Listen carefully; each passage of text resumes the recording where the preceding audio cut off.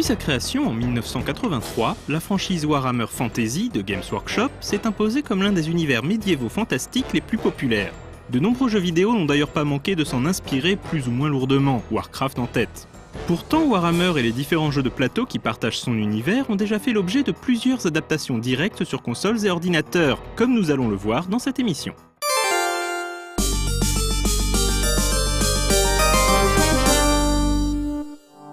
Certains parmi vous gardent peut-être un souvenir ému d'HeroQuest, ce jeu de plateau distribué par MB qui débarqua dans les rayonnages des magasins de jouets à la toute fin des années 80. Mettant en scène les exploits de 4 aventuriers dans des donjons remplis de trésors et de dangers, HeroQuest avait la particularité d'avoir été créé conjointement par MB et Games Workshop.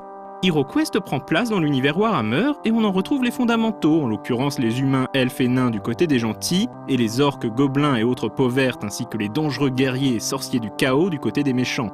En 1991, Gremlin Interactive et 221B Software réalisent une adaptation d'HeroQuest en jeu vidéo.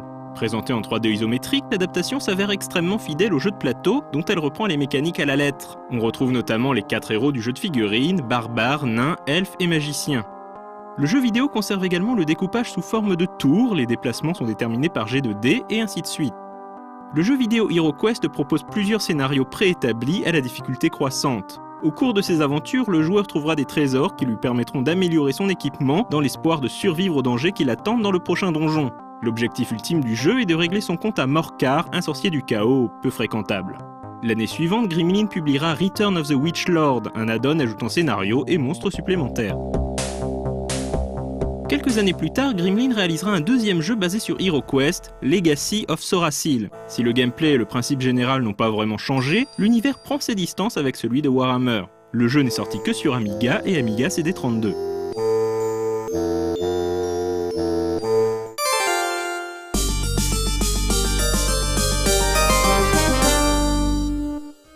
Blood Bowl est un autre jeu de plateau dérivé du wargame d'origine. On y retrouve les factions et créatures de l'univers Warhammer, qui se livrent désormais à des compétitions endiablées d'un sport brutal inspiré du football américain.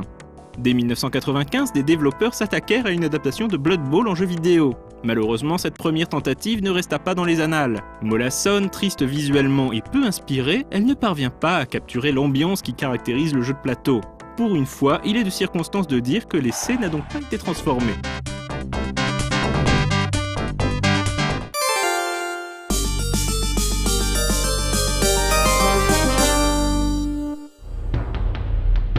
Il faut attendre 1996 pour voir apparaître la première adaptation du wargame Warhammer, le jeu des batailles fantastiques, en jeu vidéo. Il s'agit de Warhammer dans l'ombre du rat cornu, un jeu de stratégie en temps réel pour PC et PlayStation. Contrairement à Warcraft par exemple, le jeu adapté de Warhammer ne propose pas de construction de base, mais uniquement des batailles rangées entrecoupées de phases de gestion durant lesquelles le joueur pourra recruter de nouvelles troupes à l'aide des deniers chèrement acquis en accomplissant diverses missions aux 4 coins de l'Empire. Vous l'aurez compris, dans l'ombre du rat cornu met le joueur dans la peau du chef d'une compagnie de mercenaires. Morgan Bernhardt, le héros du jeu, dirige en effet les mercenaires porte-rancune. Les porte-rancune vont de village en bourgade, devant par exemple défendre les braves paysans impériaux face aux peaux vertes. Mais très rapidement, Morgan doit faire face à une menace encore plus sinistre. Les Skaven, les hommes rats de l'univers Warhammer, ourdissent des plans maléfiques et pourraient bien causer la perte de l'Empire. Bourré de qualité mais handicapé par des contrôles pas toujours très intuitifs, que ce soit en version PlayStation dont vous voyez les images ou sur PC, et une difficulté trop élevée, cette première adaptation de Warhammer en jeu vidéo s'en sort malgré tout plutôt bien et fit le bonheur des amateurs de stratégie. Parmi ses points forts, notons ses environnements en 3D, une superbe bande-son de Mark Knight, une histoire solide et la forte identité de l'univers Warhammer. On regrettera juste qu'il ne soit pas possible de commander les armées orques et Skaven. Seuls les mercenaires humains de Morgan sont en effet jouables, et le jeu ne propose pas de mode multijoueur.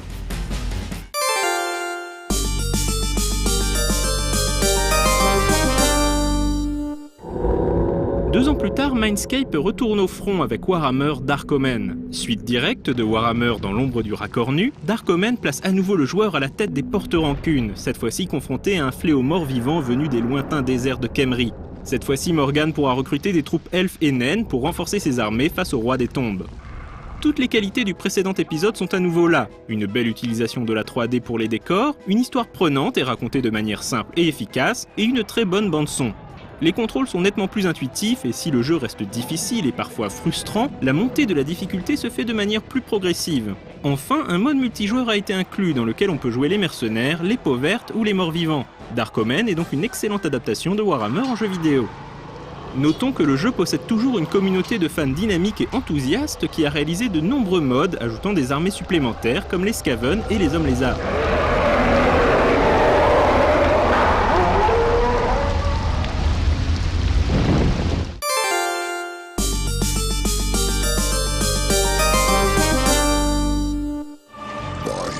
Impossible de ne pas mentionner dans ce Retro Magic la première tentative de produire un MMORPG basé sur l'univers Warhammer. Au début des années 2000, le petit développeur anglais Climax Studios se lance dans la conception de Warhammer Online. Très ambitieux, le projet fut finalement annulé en 2004, le studio n'ayant pu trouver les 30 millions de dollars nécessaires à la réalisation du jeu. Il n'en reste que quelques trailers qui promettaient un univers particulièrement sombre. Comme chacun sait, un autre MMORPG basé sur cet univers, Warhammer Online Age of Reckoning, développé par Mythic Entertainment, sera finalement lancé en 2008. Groveling in the dirt, coming closer to your fate.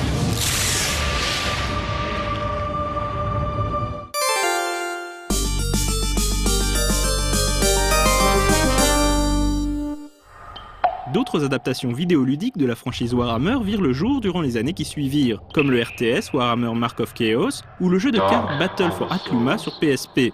Une adaptation sur tablette de Warhammer Quest, le descendant d'HeroQuest, a récemment été annoncée pour une sortie courant 2013.